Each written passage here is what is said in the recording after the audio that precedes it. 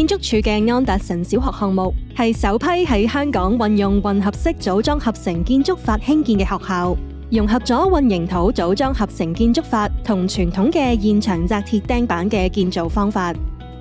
MIC 組裝合成係涉及重複嘅單元部分，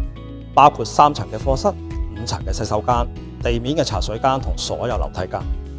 我哋進火團隊需要準確計劃成個建造流程，確保傳統及組裝合成嘅每個工序都可以順利協調同埋交接。尤其係 MIC 部分，我哋會根據項目 BIM 預演成個流程，由排車進入工地、落件、拆保護以至吊運安裝等，都預先同工人同監督人員開會落實各項安全細節，務求安全有效率咁完成吊運安裝。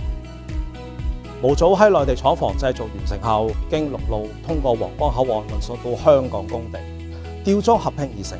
並喺每層以完成安裝嘅模組上方進行紮鐵、釘板、落石屎，構造模組上方嘅樓板，從而緊接新一層嘅模組裝嵌。其中比較大嘅課室，為咗方便運輸，要分成4個模組。由於每個模組唔係完整嘅立方體，重量更達至40噸。需要安裝臨時金屬支撐，固定模組嘅形態。而喺洗手間嘅組件設計上，進火團隊向建築署提出優化方案，從而提高安裝效率同完整度。我哋經過 mock-up 排練同熟習實地施工後，平均每日可以安裝5至6個模組。為確保安裝順利，亦要嚴格控制好每個模組嘅施工準確度。康樂順道項目由最初嘅設計階段去到現行而家喺地盤當中嘅安裝啦，我哋都係使用緊 BIM 軟件作為我哋嘅唯一平台去提供呢個設計服務嘅。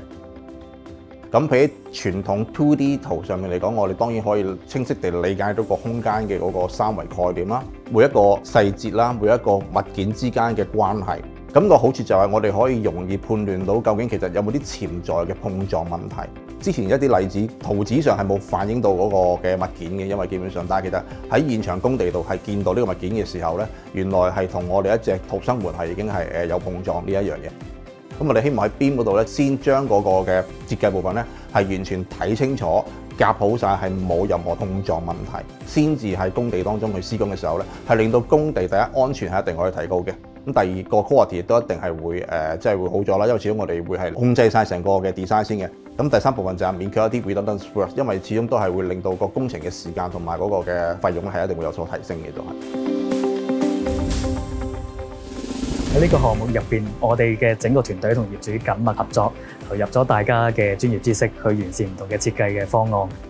我哋公司亦都透過以往建築工程嘅經驗啦，例如我哋公司有個沙田綠怡雅苑，都採用咗一個全預製混凝土組件嘅建造方法。喺呢個項目入邊咧，我哋歸納咗唔同由設計去到裝嵌曾經面對嘅所有問題，不斷咁去改良，咁務求減少物料嘅損耗，增加人力成本嘅效益，令到生產同施工嘅環境更加安全同埋整潔。使用呢種混合式組裝合成建築法去興建呢所學校啦，節省咗唔少重複元素嘅建造時間，有效咁縮短工期，提升建築質量。